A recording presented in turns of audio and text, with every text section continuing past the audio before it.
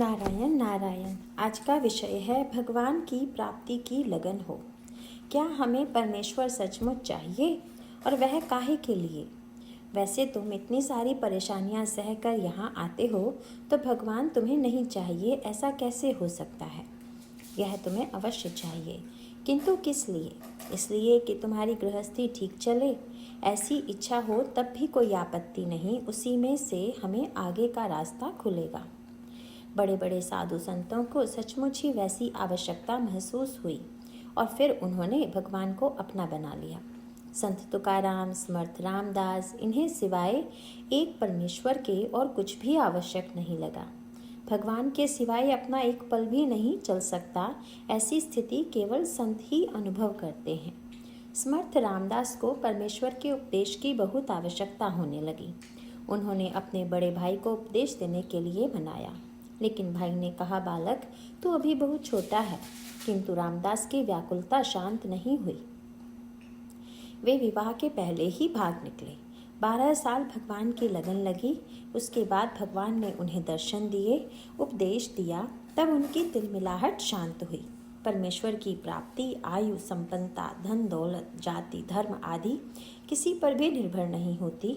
वह तो निर्भर होती है आकुलता, लगन, तिलमिलाहट पर। यह तिलमिलाहट होना बहुत ज़रूरी होता है। यह तिलमिलाहट केवल भगवान की शरण में जाने से ही प्राप्त होती है। समर्थ रामदास ने भगवान के चरणों पर मस्तक रखा और कहा, राम, मैं अपनी देह तुम्हें अर्पण कर चुका हूँ। अब मुझे इसकी ज़रूरत नहीं है। तेरे सिवाय मैं जी नहीं सकता। इतना प्रेम, इतनी आत्मीयता, इतनी लगन लगने पर भगवान कितनी देर दूर रह सकते हैं? भगवान अत्यंत अल्प संतोषी हैं।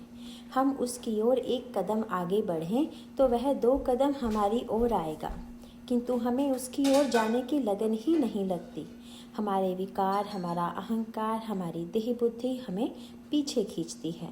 इन सब के बंधन तोड़कर जो भगवान की ओर जाता है वह फिर वापस नहीं लौटता। परमेश्वर माता की तरह बहुत प्रेममय है। कौन ऐसी माँ होगी जिसे बच्चे को गोद में लेना अच्छा नहीं लगता? किंतु बीच में ये सब विकार बाधा बनकर आड़े आते हैं।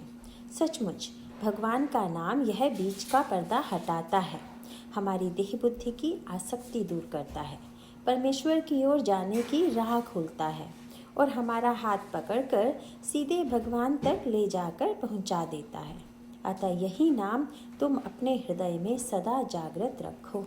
नारायण नारायण।